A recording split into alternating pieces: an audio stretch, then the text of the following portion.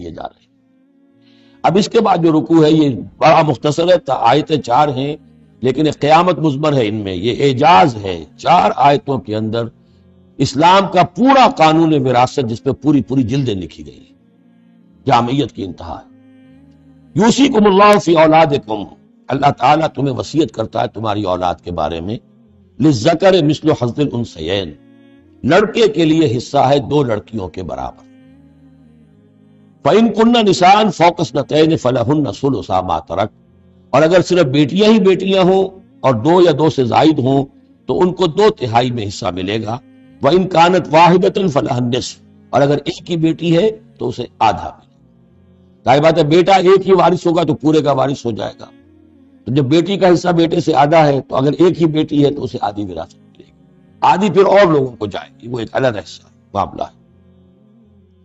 وَلِأَبَوَيْهِ لِكُلِّ وَاحِدٍ مِّنْهُمَا السُّدُسُ مِمَّا تَرَكَ إِن كَانَ وَلَدٌ۔ اب یہ وراثت میں ایک تو ہے نیچے وراثت، بیٹا بیٹی، اور ایک ہے اوپر والد والدین، جب اب وہ بھی زندہ ہے، فوت ہوا ہے کوئی شخص، اس کے والدین یا والد یا والدہ دونوں میں سے کوئی ایک زندہ ہے، ان کا بھی حصہ ہے۔ وَلِأَبَوَيْهِ لِكُلِّ وَاحِدٍ مِّنْهُمَا، اس کے والدین کے لیے ہر ایک کے لیے ان میں سے چھٹا حصہ ہے اس کے ترکے میں سے، مما ترک ان کان لہو ولد، اگر اس کے اولاد ہے۔ ایک شخص لاولد مر گیا ہے اور بات ہوگی، اولاد ہے تو چھٹا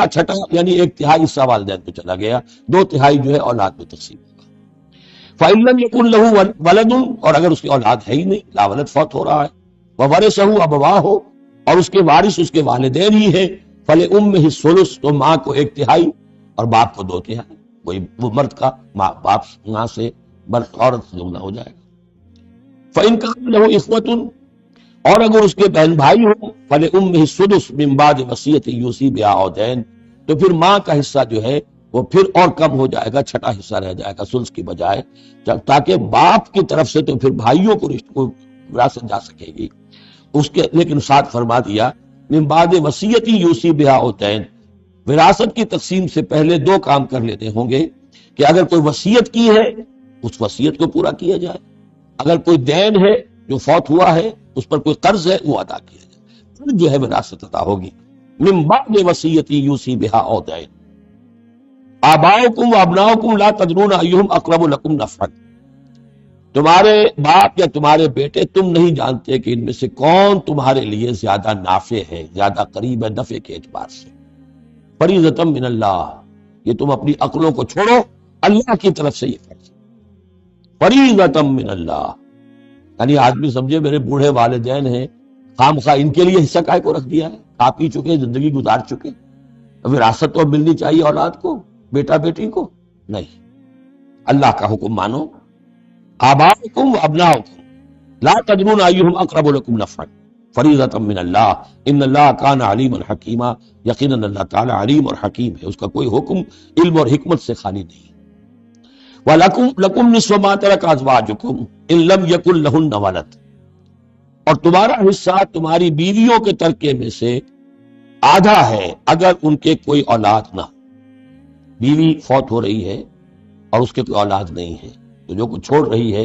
اس میں سے نصف جو ہے شوہر کا ہو جائے گا، باقی نصف جو ہے وہ بیوی کے بھائیوں وغیرہ کو جائے گا، لیکن شوہر کا نصف ہو گیا۔ فَإِن كَانَ لَهُنَّ وَلَدٌ، اور اگر اس کی اولاد ہے، فَلَكُمُ الرُّبُعُ مِمَّا تَرَكْنَ، پھر تمہارے لیے 1/4 حصہ ہوگا اس میں یہ جو اس نے چھوڑا ہے، باقی 3/4 اس کی اولاد میں تقسیم ہو جائے گا۔ من بعد وصیت یوصین بہا او دین، اور یہ بھی ہوگا وصیت کی ایگزیکیوشن کے بعد، اور اگر کوئی قرض ہے تو اس کی ادائیگی کے بعد۔ وَلَهُنَّ الرُّبُعُ مِمَّا تَرَكْتُمْ، اور جو کچھ تم چھوڑو، مرد شوہر فوت ہو گیا ہے تو اس کی وراثت میں سے بیویوں کا حصہ ہے 1/4، ان لم یکن لکم ولد، اگر تمہارے کو اولاد نہیں ہے۔ فَإِن كَانَ لَكُمْ وَلَدٌ، اور اگر تمہارے اولاد ہے، فَلَهُنَّ الثُّمُنُ مِمَّا تَرَكْتُمْ مِن بَعْدِ وَصِيَّةٍ تُوصُونَ بِهَا أَوْ دَيْنٍ، تو پھر ان کے لیے 8واں حصہ ہے۔ اگر تمہارے لیے اولاد ہے تو تمہاری بیوی کے لیے پھر 8واں حصہ ہے تمہارے ترکے میں سے، من بعد وصیۃ توصون بہا او دین، اس وصیت کی تکمیل کے بعد جو تم نے کی ہو یا قرض جو تمہارے ذمہ ہو ادا کرنے کے بعد۔ وَإِن كَانَ رَجُلٌ يُورَثُ كَلَالَةً، اگر کوئی شخص جس کی وراثت جو ہے تقسیم ہو رہی ہے کلالہ تھا، او امراتن، یا کوئی عورت بھی کلالہ ہو سکتی ہے۔ یہ کلالہ کون ہوتی ہے؟ جس کے نہ والدین ہو نہ اولاد، میت ہے، فوت شدہ مرد ہے یا عورت ہے، تو جو نہ تو ہے اوپر والدین میں سے کوئی اور نہ کوئی اولاد میں سے، وہ اس کو کلالہ کہتے ہیں۔ بہن بھائی ہیں، اب بہن بھائیوں میں جو تقسیم ہوگی وہ ایک تقسیم تو وہی ہے کہ جو حقیقی اور عینی اور اللاتی بہن بھائیوں میں ہوتی ہے، وہ تو ہے اسی طرح جیسے کہ اولاد کی، لیکن یہاں خاص حکم دیا جا رہا ہے۔ عربوں میں اصل میں 3 قسم کے بہن بھائی ہوتے تھے۔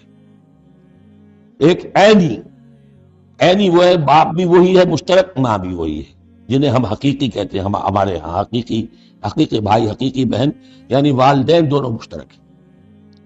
اللاتی کہ باپ ایک ہے اور مائیں جدا ہیں، لیکن عرب میں ان میں کوئی فرق نہیں تھا، وہ بھی حقیقی کہلاتے تھے۔ حکم جو ہے معاشرے کے اندر ان کے عینی اور اللاتی بہن بھائیوں کا ایک ہی تھا، کوئی فرق نہیں تھا۔ ان کے ہاں سوتیلا وہ کہلاتا تھا کہ ماں کو باپ اور ایک شخص کی اولاد تھی، وہ فوت ہو گیا، اب اس کی بیوی نے دوسری شادی کر لی ہے، اب اس سے بھی اولاد ہے، تو ماں تو ایک ہے، اولاد دو ہیں، 2 باپ سے ہیں، وہ کہلاتے ہیں کہ جو اخیافی ہیں۔ ان کا حکم دے رہا ہے کہ اگر کوئی شخص مرا ہے، وہ کلالہ ہے، چاہے وہ مرد ہے یا عورت ہے، وَلَهُ أَخٌ أَوْ أُخْتٌ، تو اس کی ایک بہن ہے یا ایک بھائی ہے، فَلِكُلِّ وَاحِدٍ مِّنْهُمَا السُّدُسُ، تو ان میں سے ہر ایک کے لیے چھٹا حصہ ہے۔ فَإِنْ كَانُوا أَكْثَرَ مِنْ ذَلِكَ، اور اگر وہ اس سے زیادہ ہیں، فَهُمْ شُرَكَاءُ فِي الثُّلُثِ، پھر وہ 1/3 میں حصے دار رہیں گے، مِنْ بَعْدِ وَصِيَّةٍ يُوصَىٰ بِهَا أَوْ دَيْنٍ، یہی 2 شرطیں پھر ہیں، اس وصیت کو ایگزیکیوٹ کرنے کے بعد جو کی گئی ہو یا قرض کی ادائیگی کے بعد، غیر مضار، اور یہ سارا کام ایسے ہونا چاہیے کہ کسی کو ضرر پہنچانے کی نیت نہ ہو۔ وصیت یہ اللہ کی طرف سے تاکید ہے،